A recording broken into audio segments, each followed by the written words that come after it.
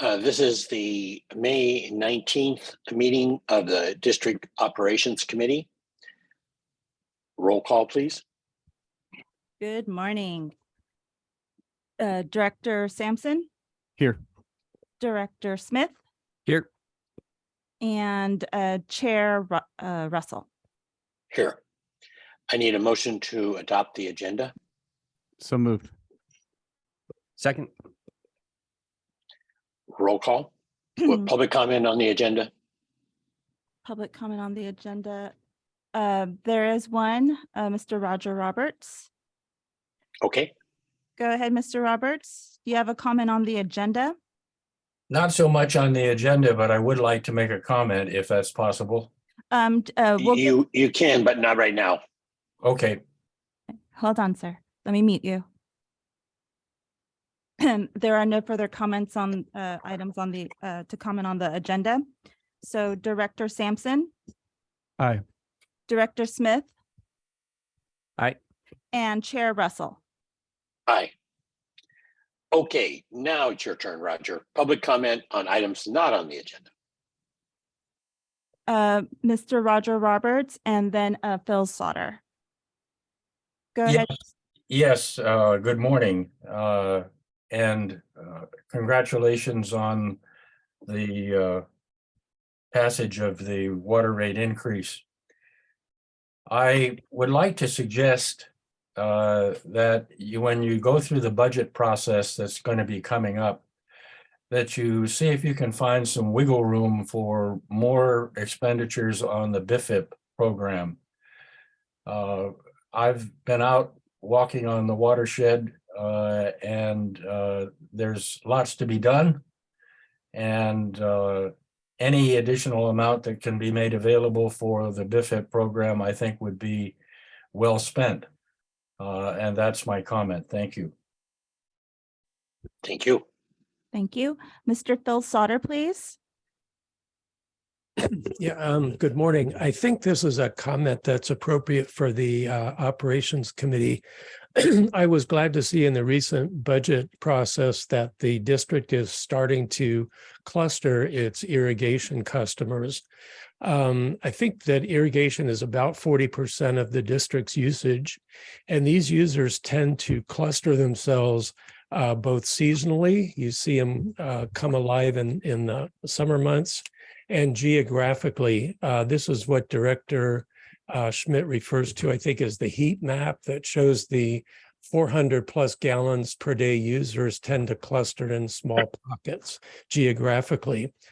To the extent that they're currently using potable water for irrigation, they reduce the supply of water for all users. In other words, they take potable water and use it where it doesn't need to be used. I believe that if we could supply some of these users with non-potable water for their irrigation needs, we could possibly go from a 2-year supply of potable water to a 3-year supply of potable water. An additional point is that these customers don't seem to be price sensitive. They'll pay what it costs to get the water to them and to deliver it to them. The other thing that's nice about supplying them with recycled water through a separate distribution system is that water is drought proof. Even in the summer months, you'll have a supply of non-potable water to deliver. So what I'd like to ask is rather than these suppositions which I'm making, which seem to be signaling themselves, we get an analysis and perhaps do that analysis in an operations committee meeting where we try to identify these super users, where they are, how much water they're using, and if we can find a reasonable way to supply them with that non-potable water. Thank you.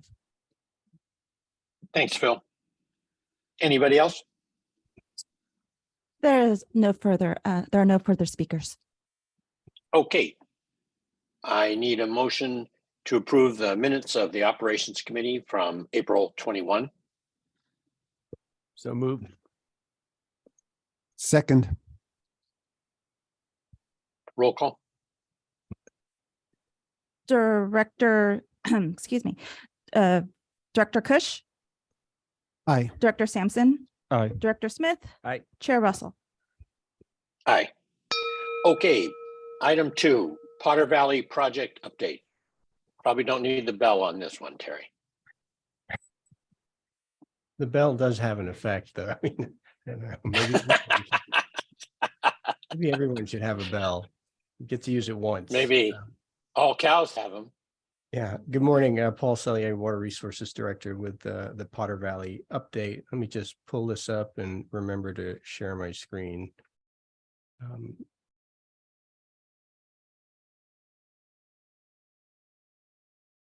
Okay, can we see that? Yeah, good.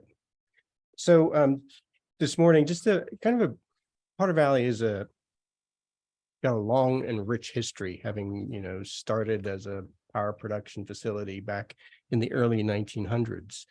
I'm not going to cover every single last issue today. I am, though, going to hopefully provide an update and get us kind of quickly to the matters that we're thinking about today and that we're kind of confronted with today.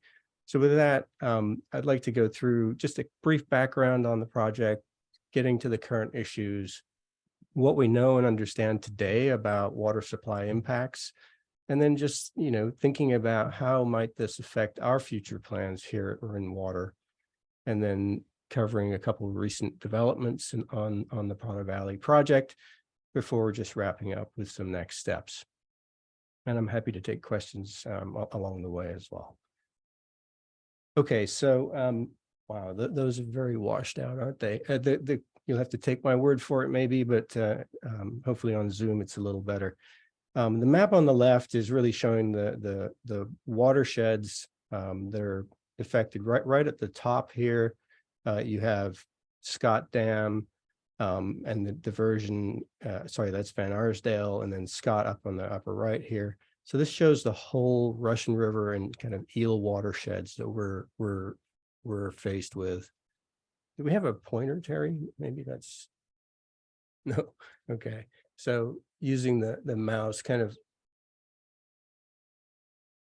the mouse is not behaving. So we'll just have to take my word for it then. So up on the upper right here is Scott Dam. Then there's the Van Arsdale Dam and the diversion. Okay. That's a little better. And then as we move to the right, it's just showing the general area in California. And as we move further to the right, it's just exploding and showing us a little bit of the configuration of Scott Dam and Cape Horn Dam, which are two of the facilities that we, when we talk about the Potter Valley project, that we're referring to. So I think, Paul, we should also add that the reason Potter Valley exists is that PG&E had determined they weren't going to serve that area with power. So it's a self-sustained power system. It's currently hooked into the PG&E system and it's synchronized with the PG&E, but it is a standalone self-starting device with 2 Pelton wheels. The little Pelton wheel starts the big Pelton wheel generator. It's a very unique place. If you ever have the chance to go there, you should go. Yeah, they're definitely interesting facilities. So the project started producing electricity primarily for the city of Ukiah sometime in 1908. And the gentleman who kind of came up with the idea was Van Arsdale, which, Cape Horn Dam kind of impounds a small reservoir, a little about the size of Phoenix Lake, if you think of it that way. And that provides sort of the forebay to the tunnel. In its early operation, it was not able to produce enough power for the city of Ukiah during the summer months, because obviously flows in the Eel were lower than they are in the winter. So they'd always intended to address that, and they did so by constructing Scott Dam in 1922. It was the Snow Mountain River Power Company, I think, that constructed the facilities, and PG&E purchased it from them in about 1930. So in terms of the background for the facilities, again, as we talk about Potter Valley project and we think of it as one entity, but it's really 3 sort of distinct, maybe 4 if you want to separate it out a little bit more, but it's Scott Dam at the top that impounds Lake Pillsbury. And then down below, there's Cape Horn Dam that creates the sort of forebay to the tunnel or the Van Arsdale Reservoir. And in the picture on the left, that's a picture of Scott Dam with Lake Pillsbury behind. In the middle, that's the Cape Horn Dam with the Van Arsdale Reservoir. And just to sort of the back right middle of this picture here, and that's where the tunnel is. So the water backs up from the Cape Horn Dam and floods the tunnel. The tunnel then flows through the ridge that separates the Eel and the Russian. And there's about a 400-foot elevation difference between the two.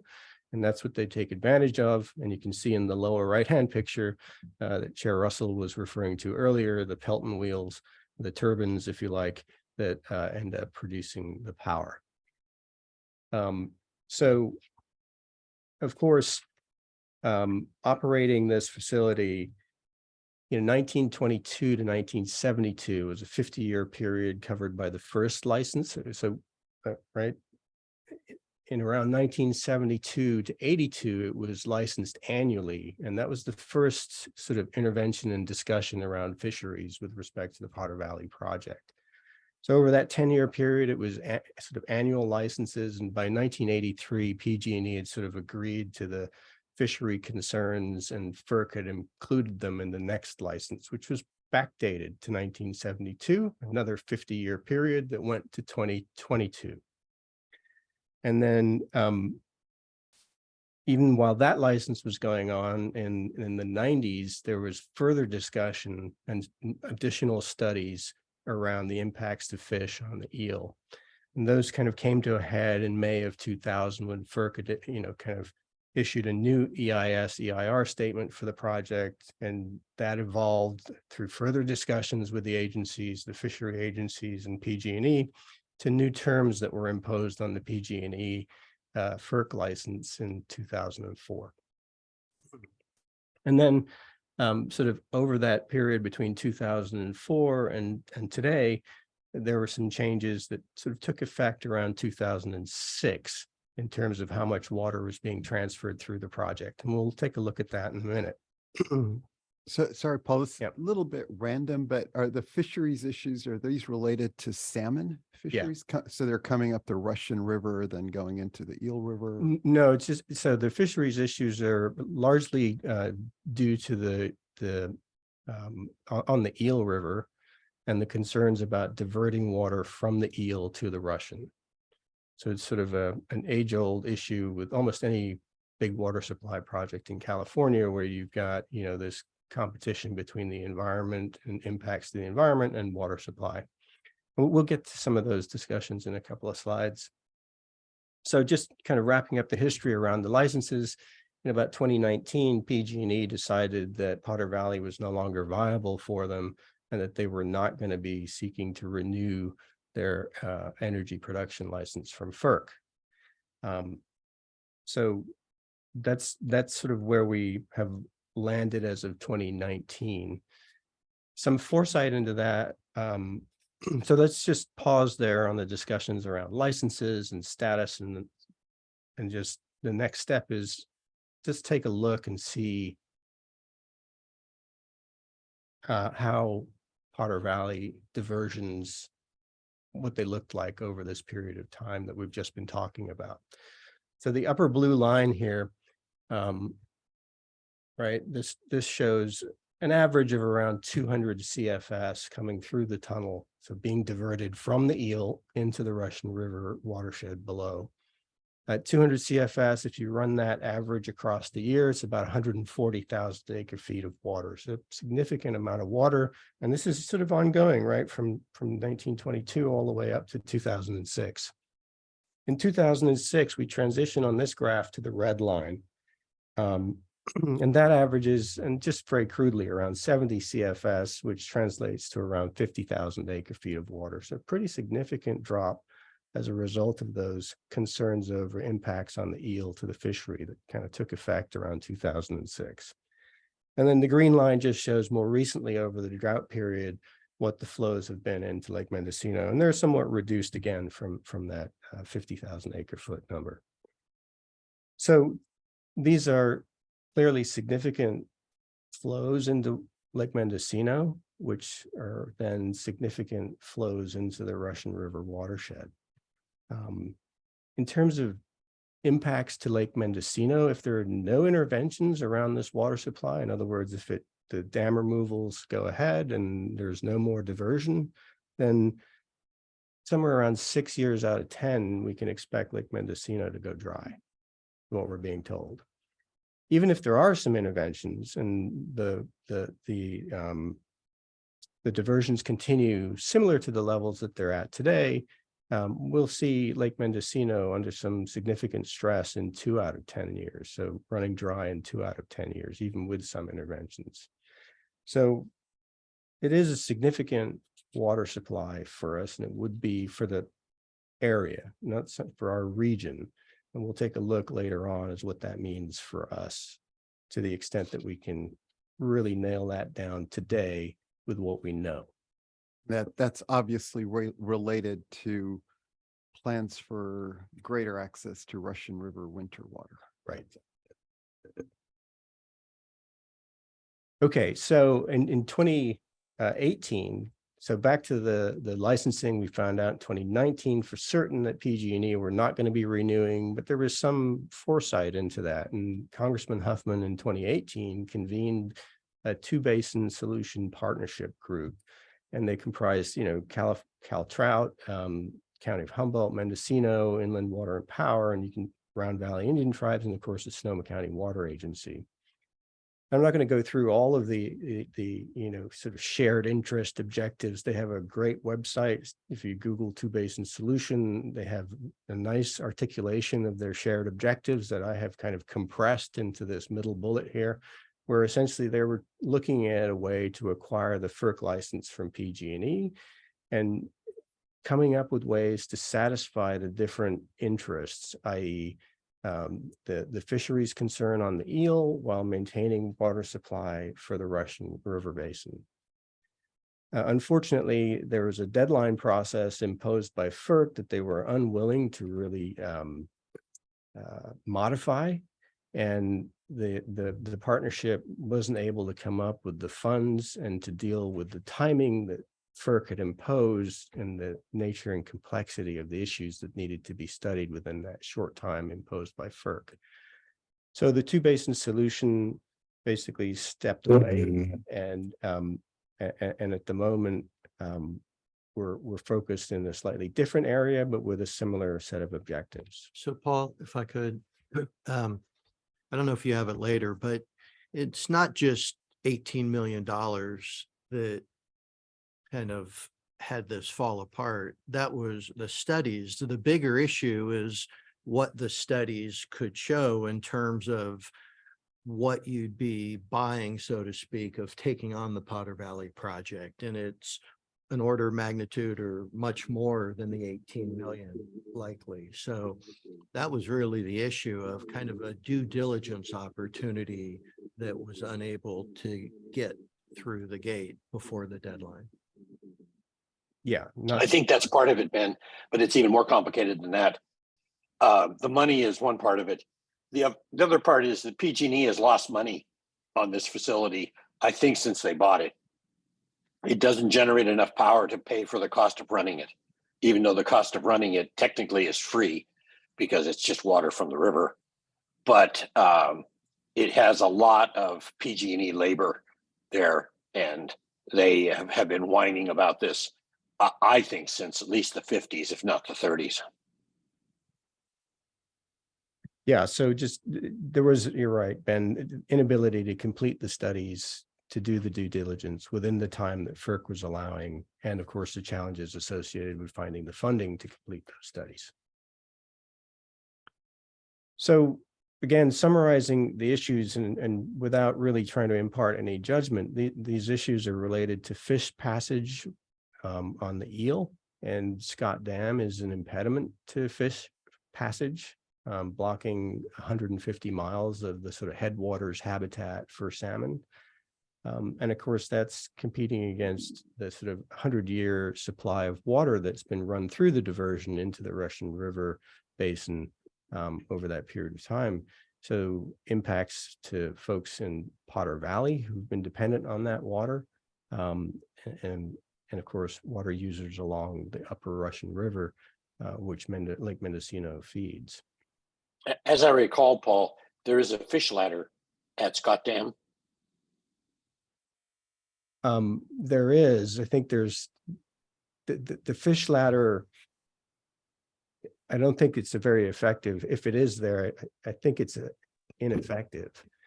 I don't know about Scott's Dam. I believe the fish ladder is at Cape Horn Dam. Cape Horn, yeah. Cape Horn. Okay. Okay. Yeah. Yeah, I know it's one or the other. Yeah. I think Scott is just it's quite a high dam and a difficult one for a fish ladder to be successful on. So then the third sort of issue that folks are looking at is the economic impacts associated with the removal of the dam, eliminating Lake Pillsbury for starters. And of course, if you have lower flows in the upper Russian, there's all sorts of recreational impacts that might impose on that area as well. So if we look then just sort of, there are just recognizing that there are many versions of what a decommissioning might result in terms of the final facilities, whether Scott Dam remains or it's removed, whether Van Arsdale is still intact or whether it's changed or modified or completely removed. We don't know yet.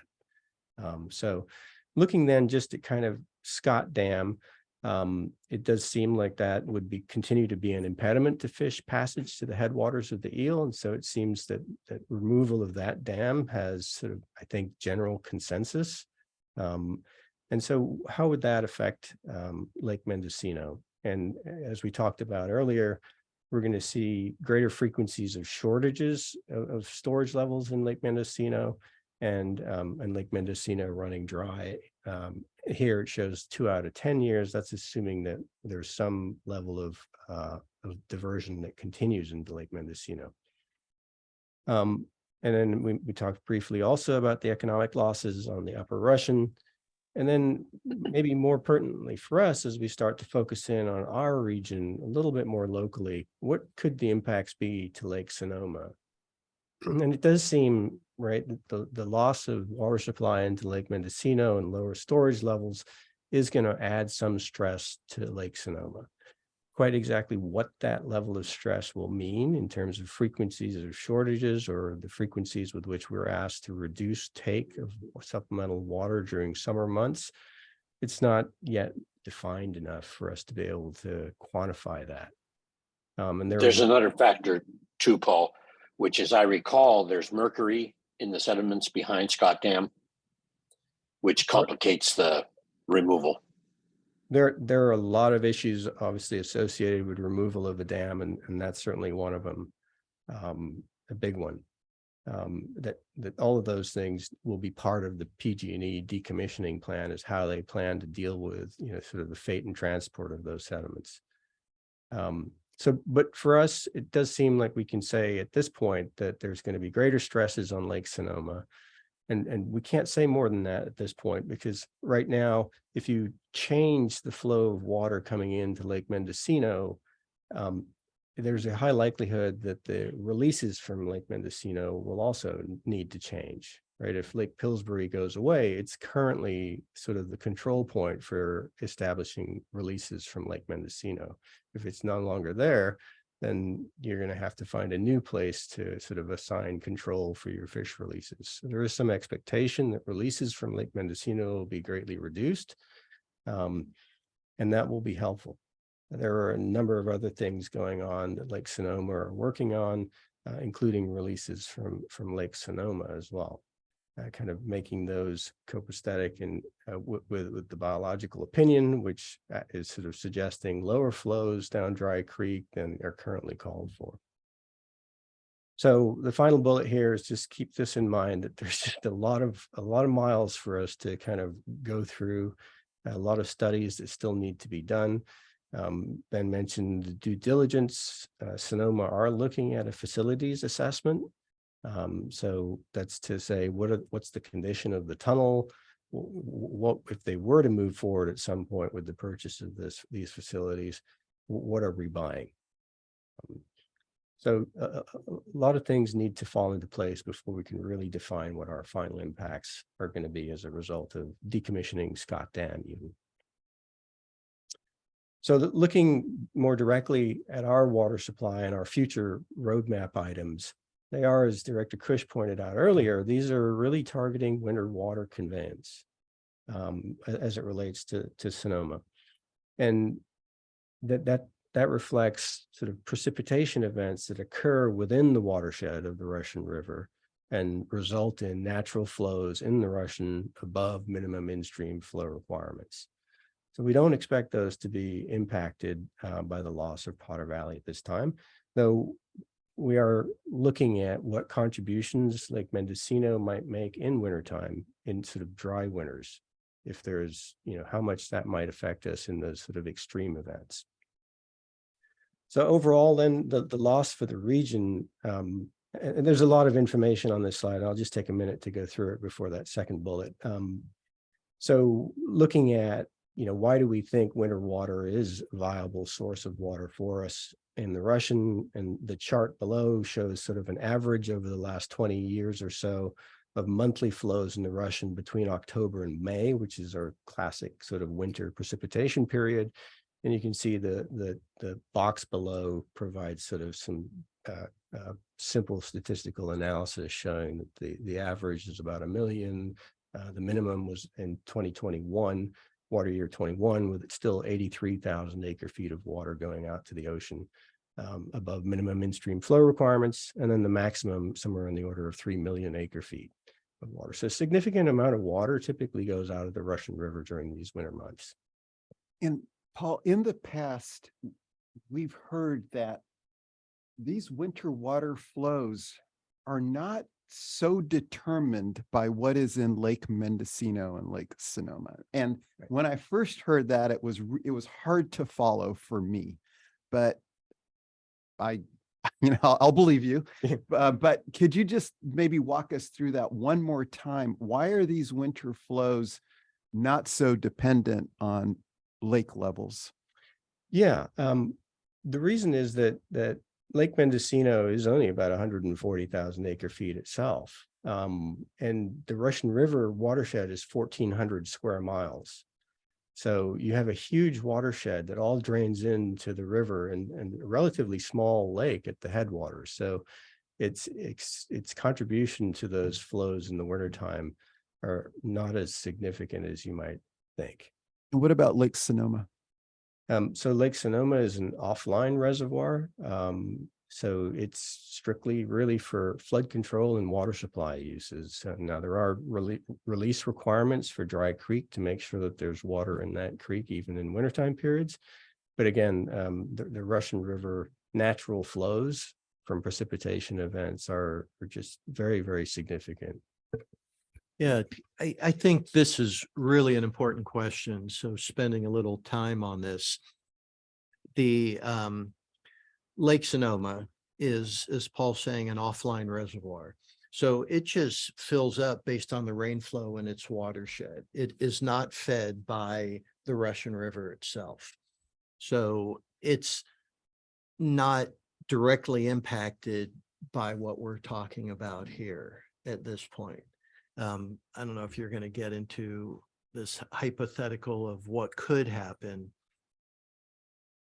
but I'd say taking it out further and, very much crystal balling what's happening with the eel diversion will have likely some impact and maybe a significant impact on northern Sonoma County that pulls off the Russian River, the upper Russian.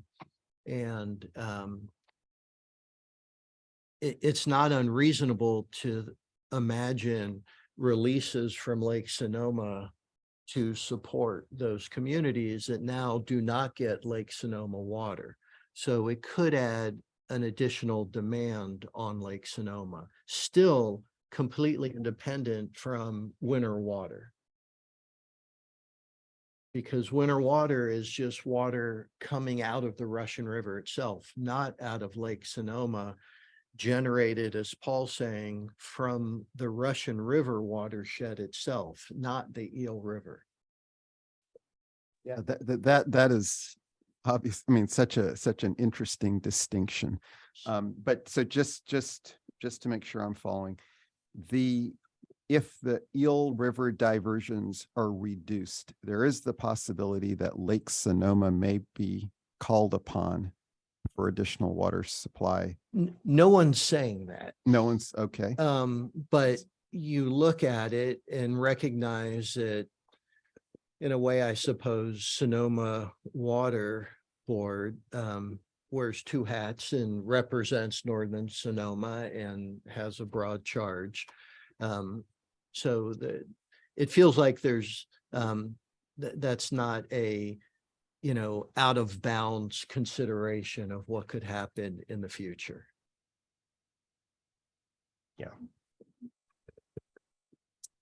I think the other part of that, Ben, that you can't ignore is there's an extreme sensitivity in the fisheries folks about the diversion of this water from the eel to the Russian.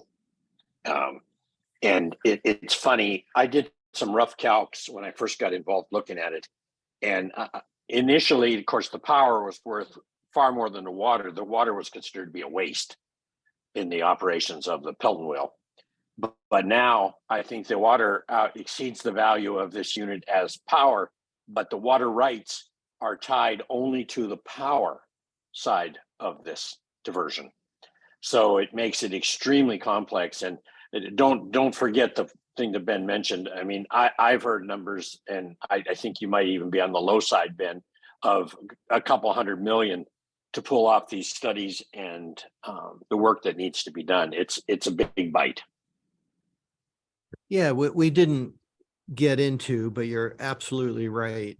The Eel River diversions is a very, very big issue in that community, but far beyond in the environmental world. This is a very high profile kind of target. The Eel River is rare where this is kind of the one diversion or dam on it. Otherwise it'd be a free flowing river, one of the last ones in the state, and a prized salmon steelhead river. So you have that issue coupled with PG&E wanting to get out of it. And this has been going on decades, and the time frame is very long in what we're talking about. We haven't gotten into the time frame because we don't know, but we are talking about to decommission a dam like this. It's going to take a while, but even in the interim, what's going to happen with diversions? But this is, you know, I think if you'd place odds, you would place odds along the direction that Paul has laid out, what's most likely to happen. Yeah, it seems to me that this is a current situation that works for almost no one. Doesn't work for PG&E, it doesn't work for the fisheries, it doesn't work for the native populations around the area. And so a broad answer, I think, is actively being searched for on the federal, state, and local levels. And part of it, without a doubt, relates to making sure the diversions for the fisheries is appropriate. And so it's happening. Hopefully it looks like the impact on us will be nominal, but the potential would be increased potential reliance on Lake Sonoma for some of that water. And we just haven't heard that yet. So. Right. Yeah. Okay, so let's move to kind of more recent developments. So in place of this two basin solution that we talked about earlier that was convened by Congressman Huffman, Sonoma have led the effort and have had grant funding to convene this Russian River Water Users Forum that they refer to in shorthand as the Water Forum. And basically the idea is of this group is to convene all of the interested parties to understand, right, not try to get them to not so much present position statements as in, I would like 2 dams removed, but really to get everybody to focus on interests. I would like to see for example, fishery passage issues on the eel resolved, right? Or I'd like to restore the fishery on the eel. So if we, and it was interesting, this group has met once earlier this week, the first meeting, And very soon after the facilitator, who's Kearns and West, had gone through this difference between position statements and interest statements, immediately the position statements came out. Because although this is a relatively new group, even right, the Two Basin Solution has been discussing these issues since 2018. And many of these folks on the eel have been discussing these issues for much, much longer than that, back to the 90s. And I don't know that anybody was around from the 80s discussions, but these are long-lived issues, and the issues themselves, the fundamental issues themselves haven't changed.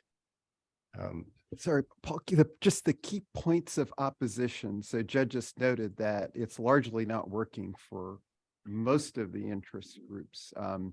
So I imagine the environmental supporters, the fisheries groups are in favor of eliminating this diversion. Yeah. And is the opposition primarily coming from communities on the northern end of the Russian River who might be affected with respect to water supplies? Is that where the tension lies? Yeah, there's one other component I would add, and that is there are a number of tribes who of course are sovereign nations, right, and have their rights as well. So those issues, those groups, along with the fisheries environmental groups, are certainly advocating for dam removal. And it's getting, the politics of this, as you can imagine, are going to be playing out in meetings like this that we're not party to, that are occurring up on the eel in various places, have already occurred, to where PG&E are playing a very straight kind of role, saying, well, our decommissioning plan, we intend to remove both dams. And so they're telling, some folks this, but not everybody.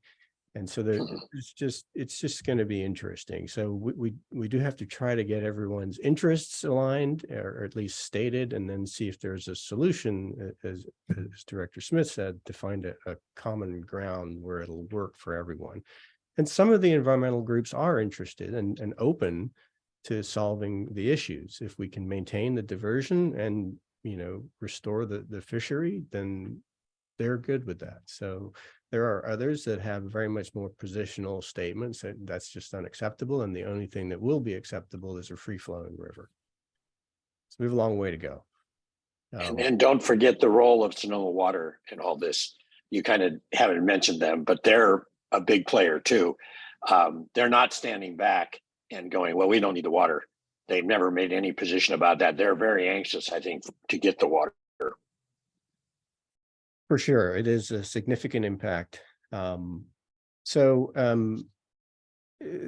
group is really comprised of a leadership council, which is a group of electeds, and pretty much any body with an interest in this group can participate. Though of course they don't want more than 2 from any single body, and that group is provided concepts and ideas from this planning group, which is, you can see, sort of central to the structure of this Russian River Water Users Forum.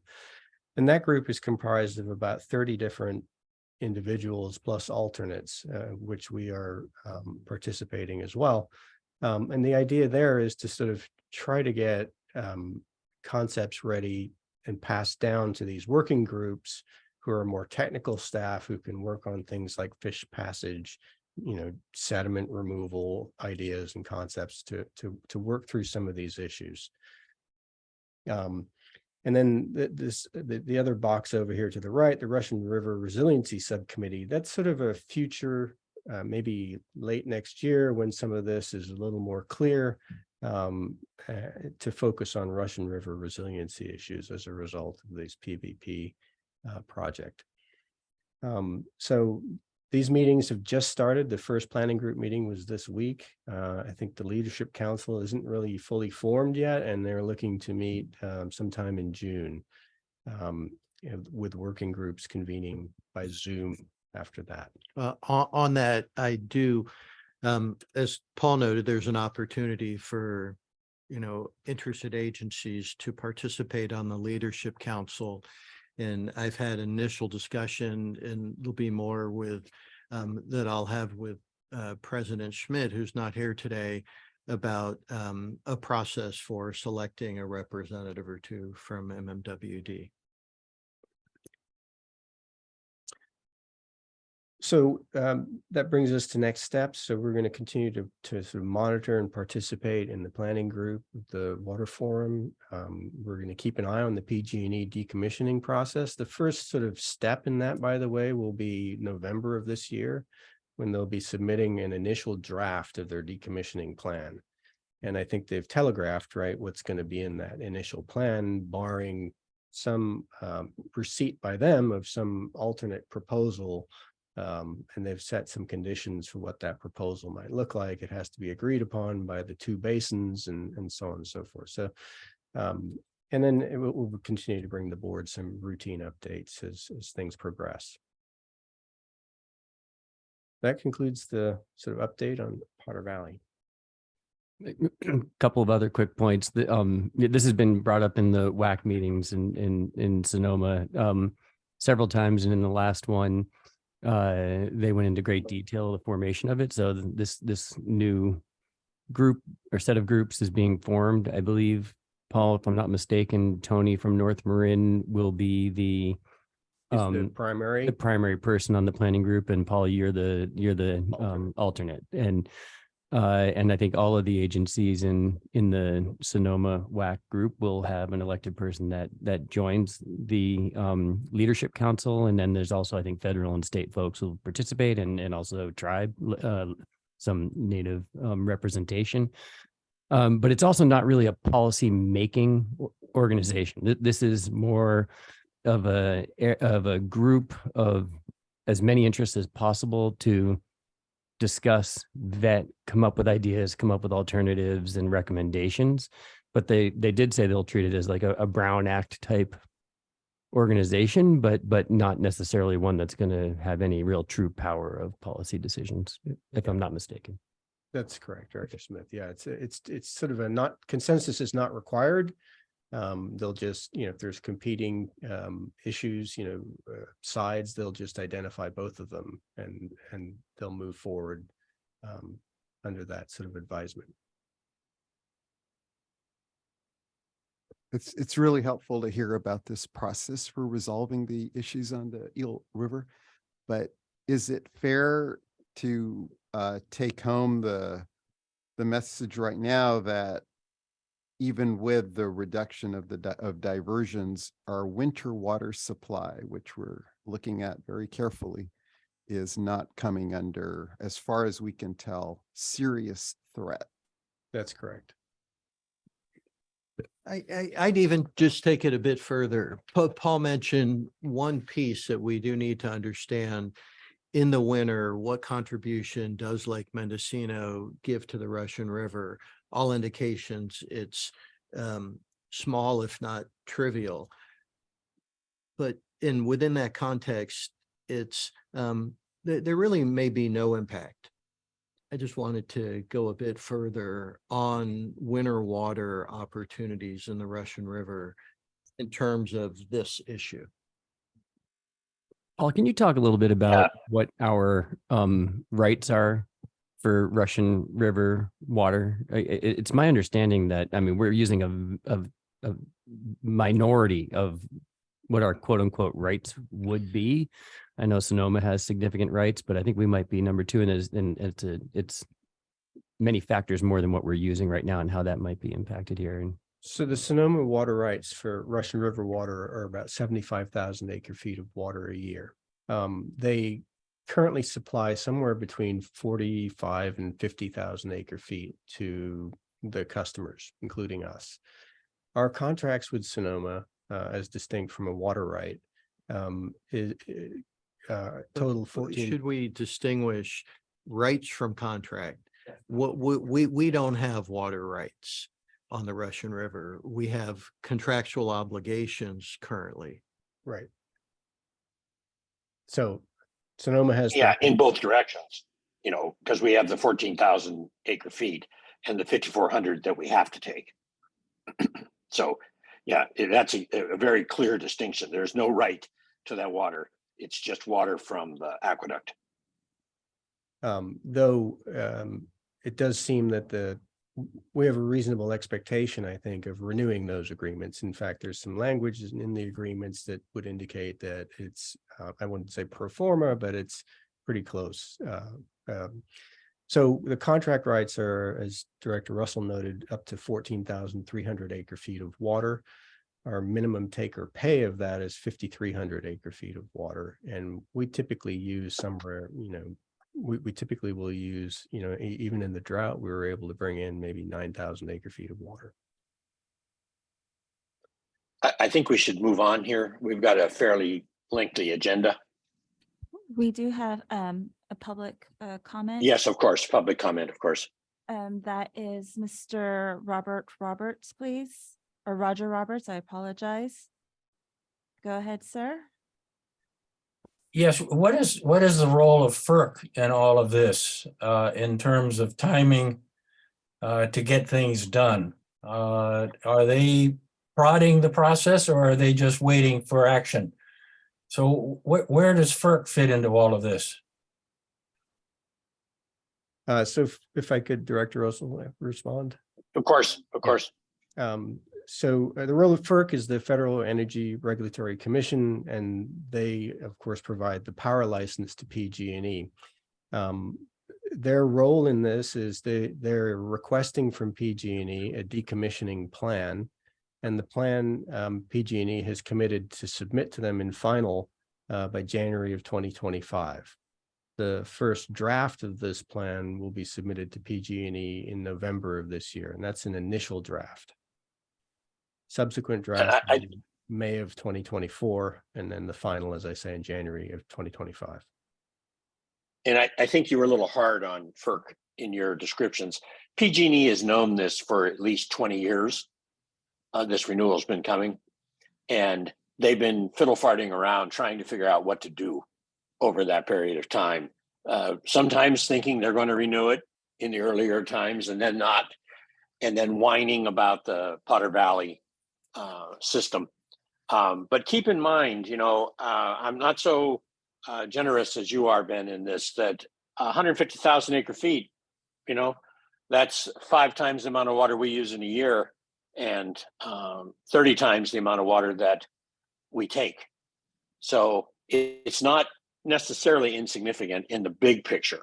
It may not be significant in the, the actual implementation of how the water is pulled out of the Russian River. But like I say, don't ignore Sonoma here, because they are very active looking for this water, in my opinion. There are no further comments. Cool. Okay. With that, thank you all. Let's move on to Amendment 4 to the on-call environmental services contract with ESA. I think we're at number 3, Director Russell. 3, sorry, support of Sonoma Water. Yes. I was trying to move us along, Paul. I appreciate that. This is the item number 3. This is the letter of support for Sonoma Water, U.S. Bureau of Reclamation Aquatic Ecosystem Restoration Grant application. So just on the heels of the Potter Valley discussion that we had, and noting your comments earlier about Sonoma Water aggressively moving to try to keep this water supply, this grant is to help fund the sort of partial design and move, so the selection, final selection of a fish passage for the Cape Horn Dam. And then to move that design from 30% to 60% complete. And so we're requesting the committee today to refer this to the full board with the authorization for the general manager. Actually, Paul, I think we did identify this as an Oh, approval is this an item approval? Oh, excuse me. because Thanks, of Molly. the timing. Oh, that's right. So the timing is somewhat critical on this item. Sonoma's application is due before our next board meeting. And so they've asked us to get this to you. It was originally slated for the 16th, but I think you may recall that was an already rather full meeting.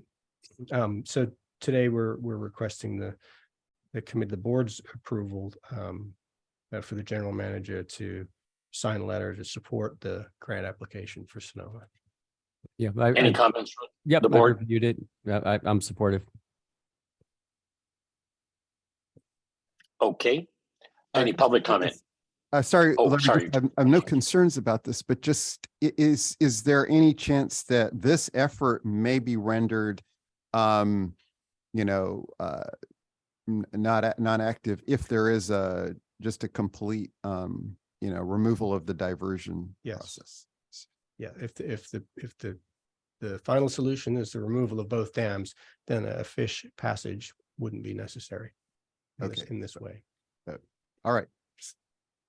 If you ever have the chance to go see what's there right now, I would suggest it. It's an Archimedes screw from Archimedes, you know, way back. It's really interesting the way they move the fish there. So it's something to see if you are up in that direction.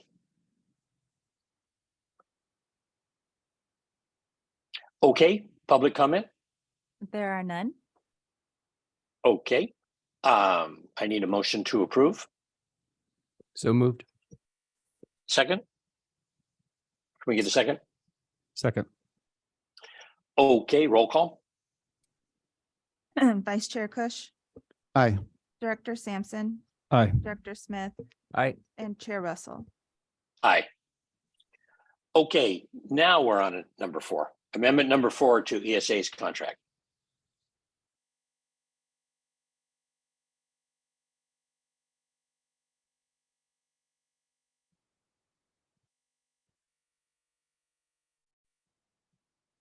Good morning, Directors. Crystal Yesman, Director of Engineering. Since we do have a few new board members on the board, we're going to give you a quick overview of what is involved with this environmental services contract. So we have a PowerPoint, and Alicia Irish, our manager for planning and engineering, will give the presentation. Good morning, Director. Good morning, directors. Like Crystal mentioned, I do have a brief presentation to review our environmental services needs as well as the recommendation put forth in the staff report. Alicia, before you do that, why don't you talk about who ESA is just a little bit, because they may or may not know them. Sure. ESA is a consultant that we've been using for our on-call environmental services needs since 2019. Prior to that, we did have a staff member on board in-house to perform this work. But since that person retired, that resulted in a vacancy. And going forward from that point, we decided to do a trial period to get these services from a third party. We went through a thorough RFP process at that time in 2019, and we interviewed 5 different firms. In the end, we selected Environmental Science Associates, or known as ESA, for this work. This was for on-call environmental services, so as needed. And there was a not to exceed budget at that time of $250,000 for an annual 2-year contract. Since that time, that contract has been extended 3 different times. We're here today to discuss amendment number 4. During those 3 amendments, the contract date was extended and the budget was also increased to accommodate various projects that had come up in that time. One of the larger projects that this budget and contract was extended for was for the TUCP support during the drought of 2021. The TUCP was the temporary urgency change petition, which related to reduced or proposed reduced water rights for the Lagunitas Creek environmental releases that are required as per Water Right 9517.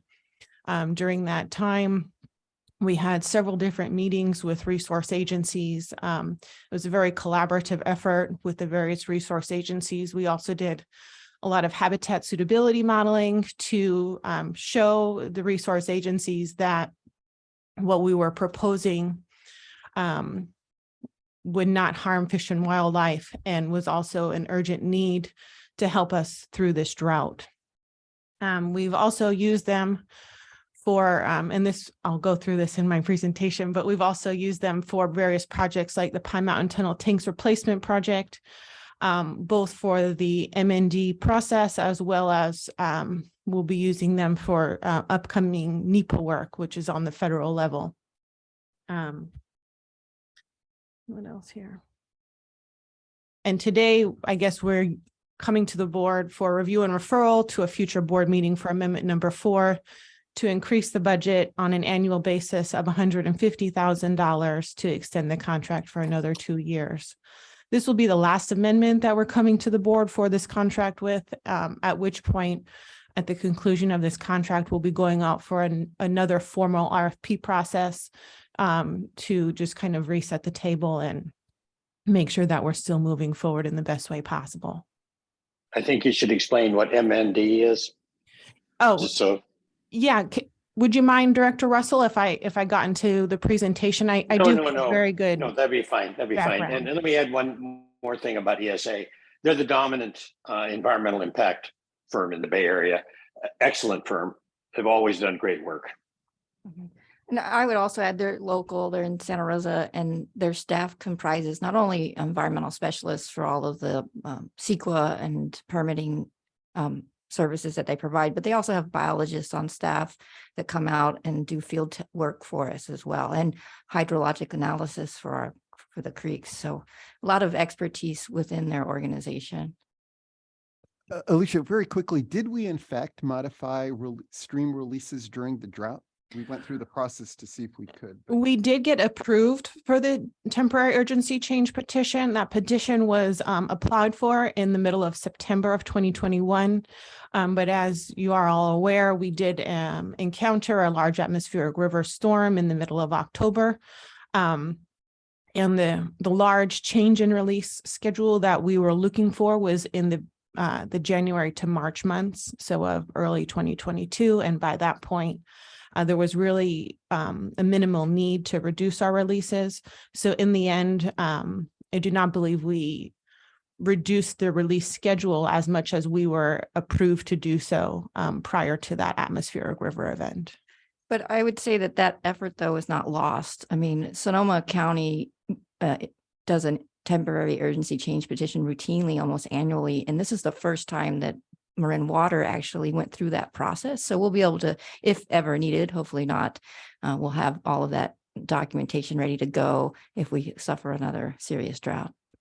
Thank you. So today during my presentation, I'll be going over environmental review requirements, kind of step you through the various stages that are needed during environmental review, depending on the type of project that we would like to pursue. I'll be reviewing some past district projects that ESA has assisted us with, as well as some ongoing and upcoming needs. And then finally, a recommendation. Starting with our environmental review requirements. For the various projects that the district has, both infrastructure projects as well as watershed projects, we do have environmental compliance support needs and needed support to accomplish those. The services needed include CEQA and NEPA documentation. CEQA is the California Environmental Quality Act, so it's on the state level. NEPA is the National Environmental Policy Act on the federal level. We also have environmental permitting needs from the various resource agencies, monitoring for those permit conditions, biological surveys, cultural and tribal resource assessments, hydrological analysis, as well as geomorphic monitoring. If the desired action that the district wishes to take is defined as a project by CEQA, it's necessary to figure out what's needed to fulfill these requirements. So depending on the type of project, that kind of puts you in a bucket as to what you need to fulfill for CEQA and NEPA. The first of which is a notice of exemption. So if the project qualifies for a categorical exemption, this leads you to the notice of exemption. And it's what you do is you fill out, the required paperwork, you state the required category exemption that you are, the project falls under, and it takes about a 30-day process and you move forward with the project. If you do not qualify for one of those exemptions, you move to the next step, which is an initial study or mitigated negative declaration, which is what I referred to previously in the MND. This project or this level of effort is a little bit larger. It takes a little bit more time. It costs a little bit more money. And there is a public review component that is required as part of this process.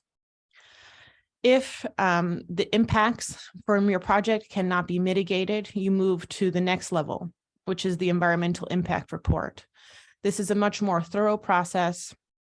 And again, level of effort is increased, time and money is increased, and also the public review and comment period is increased. There's a couple different public comment and review periods, both at the scoping level and also at the draft EIR level. I would add that the EIR process takes years typically, and we don't do it too often. We have typically some of the ones that we've gone through are the BIFIP Vegetation Management has an EIR associated with it. We have an EIR on record for the road and trails efforts that we have here at the district. And I believe there was one put together for the desalination project at one time, but that project didn't move forward, as you know. So this table just summarizes a little bit of what I just said, the steps that you need to qualify for the various levels of the CEQA or NEPA process, whether you meet the categorical exemption or if your impacts can be mitigated, and then finally the environmental impact report. Like Crystal mentioned, if you are at the environmental impact report level, it does typically take years to complete that process. And there's also the ability for the public to challenge during any one of these levels.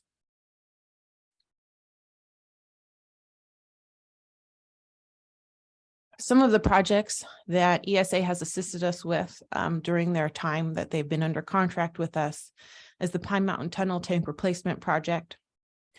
They've helped us accomplish the CEQA MND process and the Mitigation Monitoring Requirement Plan, or the MMRP, as well as the regulatory permitting from the Water Quality Control Board, the Army Corps of Engineers, and CDFW. They've also assisted us with tribal consultation for the Grayton Rancheria tribe in Sonoma County. Another project that they helped us through was the San Geronimo Treatment Plant Generator Notice of Exemption. This project is not as typical of a project as we typically do here at the district. So their third-party support was needed at that point. Also in our development services group, we do have CEQA support to determine the various pipeline extension projects, as well as any consultation that our development services manager might need. The photos on the right here show the installed generator at the San Geronimo treatment plant, as well as some of the BMPs, or best management practices, for our stormwater pollution prevention plan for various landslide repair projects. At the watershed level, they've helped us with our Azalea Trail project, namely to fulfill the grant requirements in terms of NEPA. They also assist with watershed culvert permitting and post-project mitigation monitoring requirement plans. Like I mentioned, they also assisted us with the TUCP support, namely the collaboration for the various resource agencies and the habitat suitability modeling. And then also independent of that project, the Lagunitas Creek in-stream flow study and winter vegetation studies that are ongoing as part of the fisheries program here.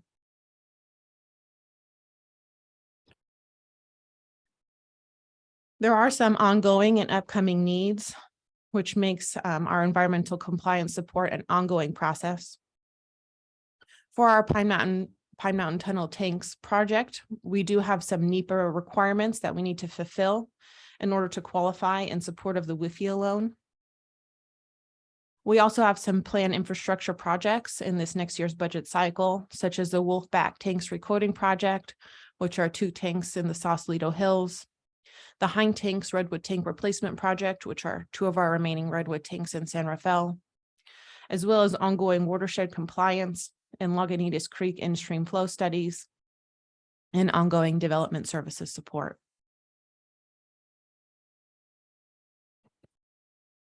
To wrap this up, there are various levels of CEQA or NEPA that are required depending on the project. ESA has been our district's consultant for these on-call environmental services since 2019 after a thorough RFP process. And we've really experienced quality and timely work from this consultant in a very responsive manner. Today, we are recommending to the Operations Committee that they review and refer to the Board of Directors authorization for the General Manager to execute Amendment Number 4 with ESA to perform on-call environmental compliance services for critical projects, both at the infrastructure and watershed level.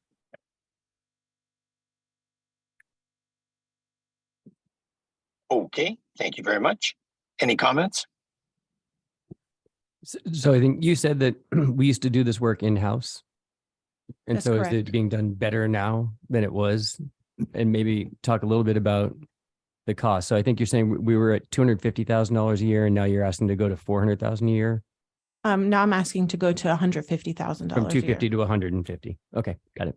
Thank you. Yeah, Yeah. love to hear just, Yeah. what's better, what's It- different. Sounds like they have broader it's- capabilities, but yeah. It's a good question. We really looked into this in a fair amount of detail and found that generally the environmental work had been very cyclical.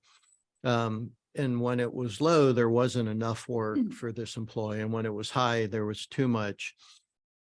And as you noted, and you saw on the slides today, a lot of specialized skills are brought to bear that it's difficult, if even possible, for one person to be able to do. So we do think that where we shifted in this instance does make business sense for the district. And maybe just following on that, the new budget request with the amendment, these are available funds. They're not committed funds. That's correct. This would be on an as-needed basis. Right. And generally, the approved capital projects fund this. So it's essentially budgeted for the most part in the CIP.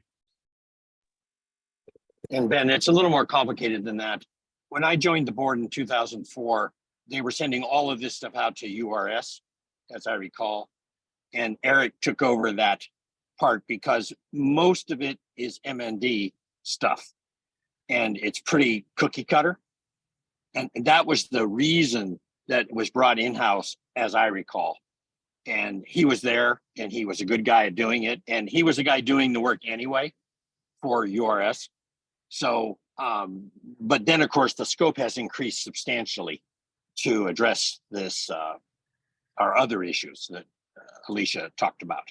So I agree with you completely on where we are today, as opposed to the MND status we were at previously, because even the spotted owl and all that stuff, it's basically the same regurgitation every time when we're doing, and MNDs guys are, you're doing something that requires you to mitigate it.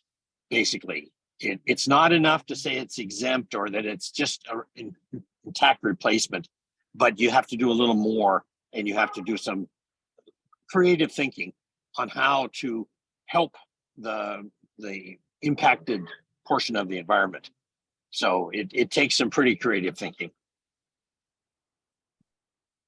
Any other comments from the board?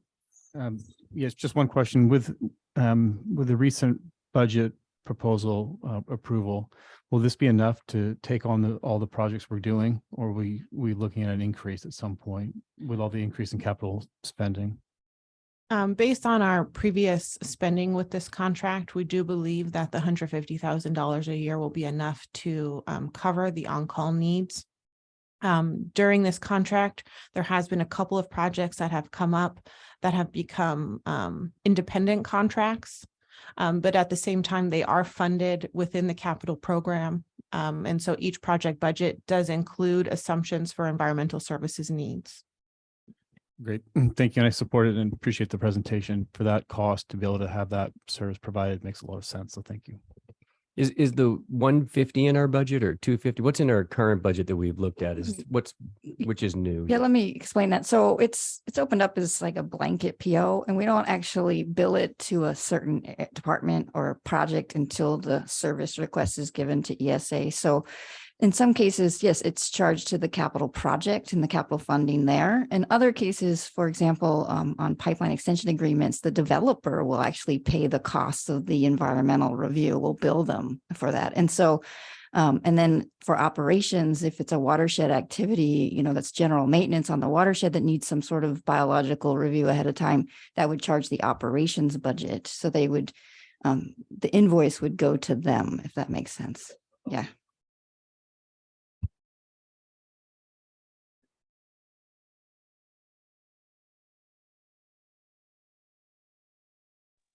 Okay, any other questions? Public comment? Yes, we do have one. Mr. Roger Roberts, please. Can you hear me? Yes, sir. We've had a long presentation about what's going on with Potter Valley. And there will be environmental studies done as part of those processes as they move forward. And I presume that we would have an interest in reviewing the EIRs and other documents that would be produced at that point in time. Would this consultancy handle those reviews as well?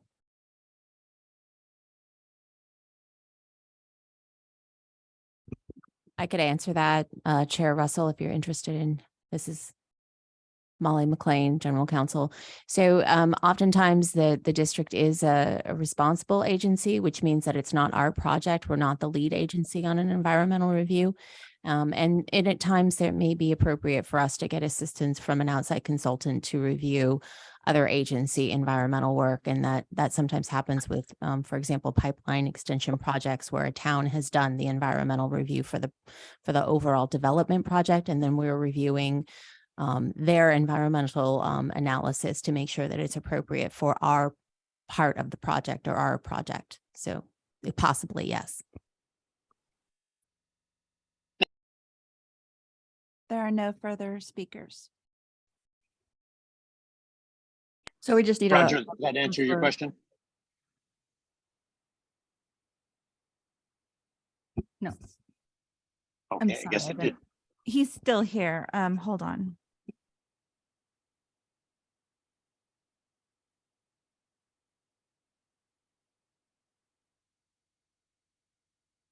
Let's let it go, Terry.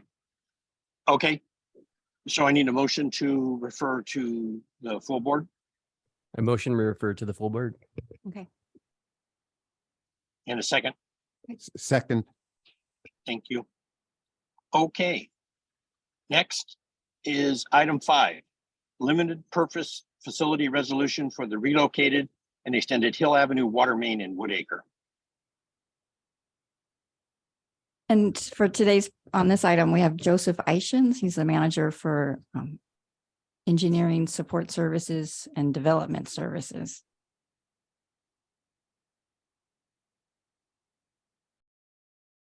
Okay, there we go. Hi, good morning, everyone. Good to see you. So yes, I'm bringing to the committee today for review and referral to the full board a limited purpose facility resolution for a water main on Hill Avenue in Woodacre. And the big question, what is a limited purpose facility? What is that? I think the best way to start discussion on that is to actually talk about the project first. And if I could politely ask everyone to refer to the map that's included in your staff report, we could do that. Is that possible? So it just makes it easier. Of course it's possible. Okay, thank you. The district was contacted recently regarding property 43 Taylor Avenue in Woodacre, which is the center of your map highlighted property, proposing some improvements to that property. The owner was aware that the district owns and maintains a 2-inch water main within the property. As you can see there in the map, it runs from Taylor Avenue up to Hill Avenue on the other side of the property. So runs through there. The owner is concerned these proposed improvements kind of restrict their ability because you don't want to encroach or encumber access to our water main. So they contacted us. Can you provide some relief? You know, I want to make some improvements to my own property, but you guys got a water main here. What can you do about that? So staff reviewed this and And based on the existing facility we have there in the surrounding area, we thought it made sense to grant some relief to this property owner for this purpose. And how will we do that? How do we grant relief? Well, we can have them relocate the pipeline. So if you take a look at the drawing, you see the 2-inch line called out as the existing pipeline running through the property. And the best plan of action was to relocate that pipeline. You'll see with the very bright and beautiful green line, that's the proposed new route of the pipeline. The existing pipeline, the reason why that's a good route is because that existing pipeline ends with 2 water services on Hill Avenue, provide water to 2 properties, residential properties there. So we relocate the main from inside 43 Taylor. From there, we can put the new pipeline in Hill Avenue, connect to the end of the existing line, and bring it to where those 2 existing meters are. So that seemed to make the most logical sense on how to work with this property owner. So the property owner will bear the full cost of this pipeline relocation, the installation costs, the materials, inspection costs, project administration, everything related to the relocation of the pipeline, including its disconnection from the existing water facilities. They pay that whole bill. So what is a limited purpose facility and how does that apply? All right.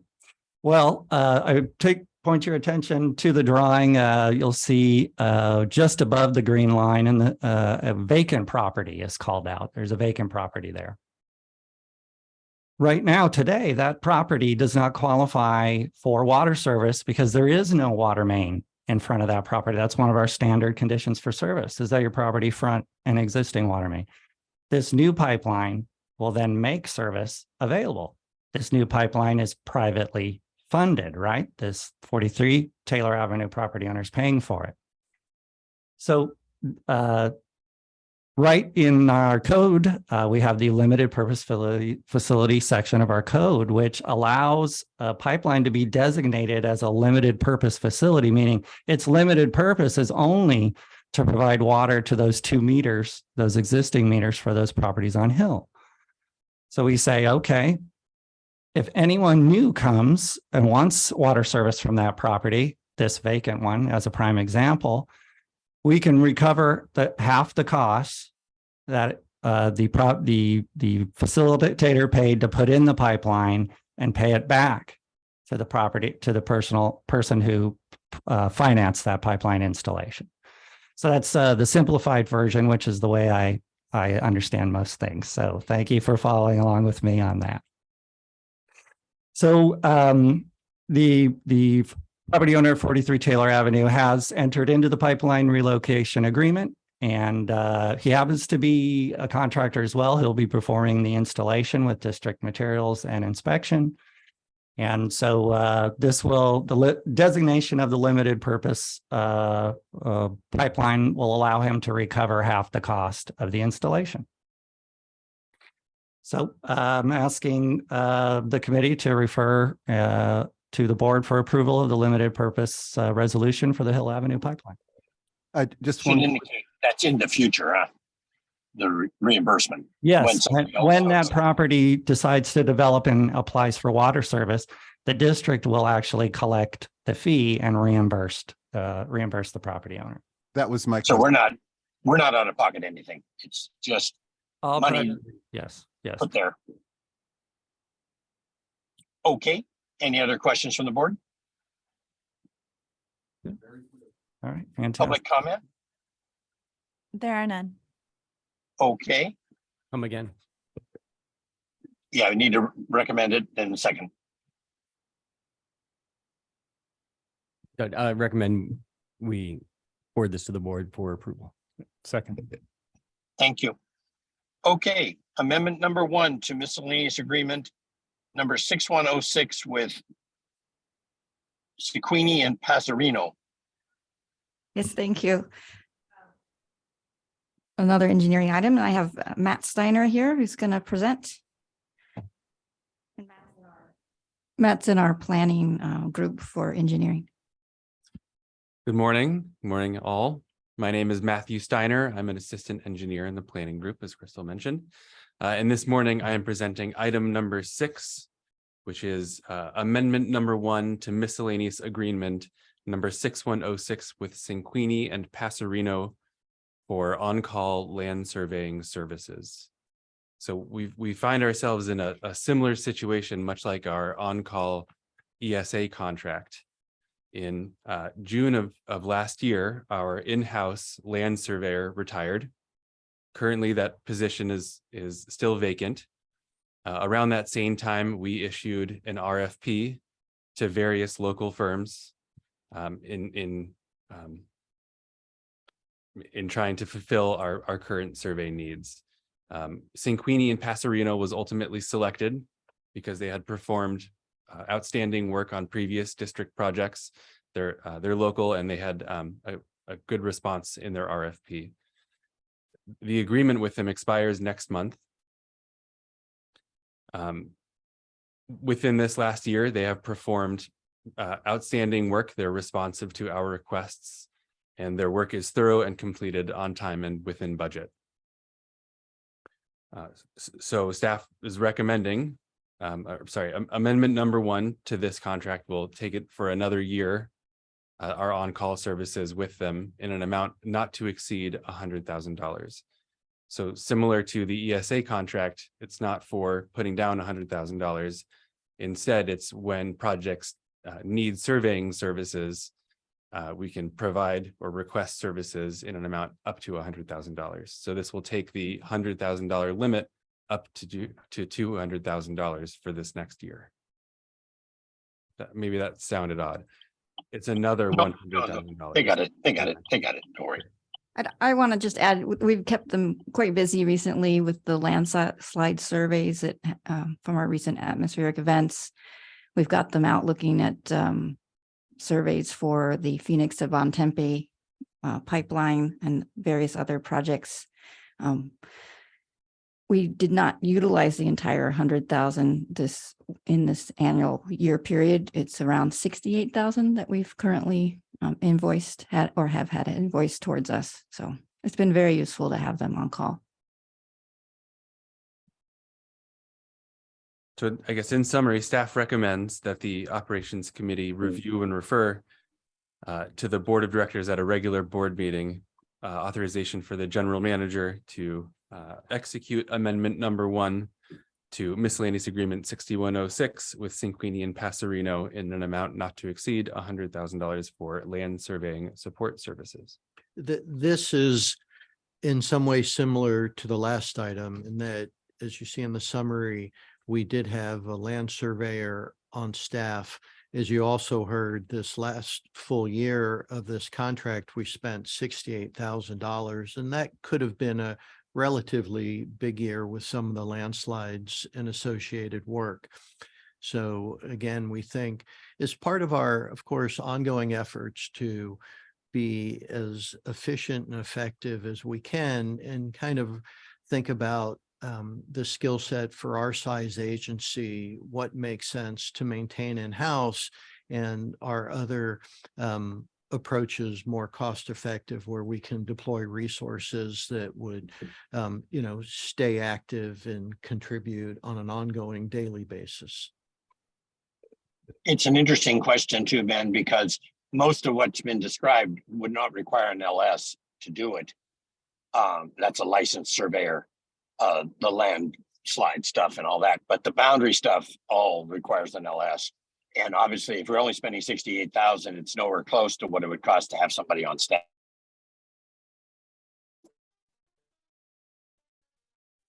I'll make a motion then to recommend Any to the questions from the board. board? Yeah, I guess, is this one of the open hires that we have? Are we looking to replace this person at some point in the future? Is that in our budget? Yes, this is a vacancy and we are looking at how to best utilize that vacancy towards our increasing capital program. And we'll come back to the board with how that might play out. Yes. Well, and specifically, it really is, and I know the board has asked appropriately, are we positioned to address the increase in capital that was passed. So this position that is vacant could be an opportunity. Crystal's looking at converting, for example, to another staff engineering position to help move these capital projects through. So if we hire someone in the next 6 months, we can just use this contract as we need, but it may fulfill it. Okay, I'm supportive. Yeah, and realize that only old civils like me are licensed to do surveying. Anybody with a more recent civil, an LS, in addition to the civil. So it'd be unlikely they're going to get a new hire that is able to do LS work. And probably no need for it. Okay, any other comments? Any public comment? There are none. Okay, can I get a motion to refer? All right, I'll try again. I'll make a motion to recommend this to the board for full approval. Second. Thank you. Second. Yeah. Okay, cool. All right, we have one more item. Which I'm gonna have to put my glasses on to read, so hang on a second.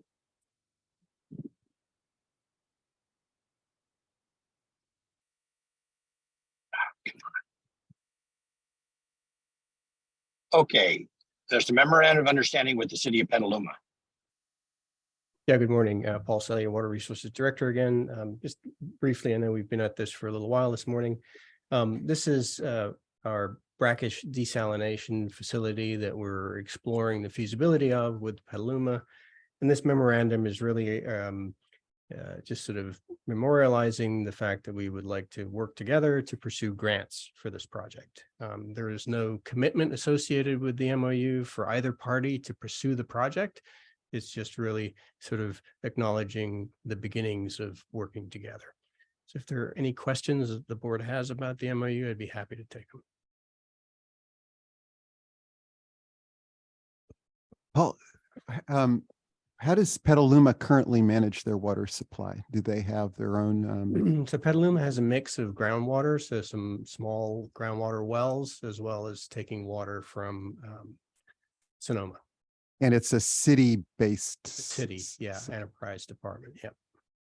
And are we currently have some type of ongoing discussion with them to support that the grant application that's already gone in to support the brackish water? Yes, they study. provided a letter of support for that. So this just formalizes the relationship Exactly. with the MOU. Yeah.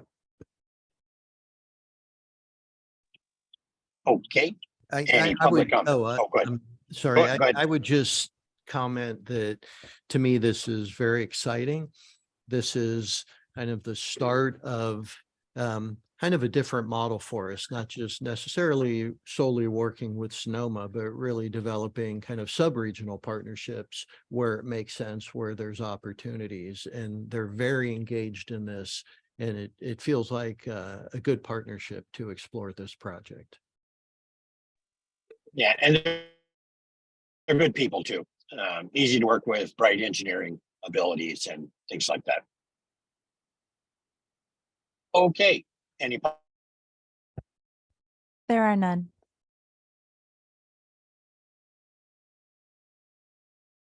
Can I get a motion to refer to the board? Motion to refer to the board. Second. Hello? Yep.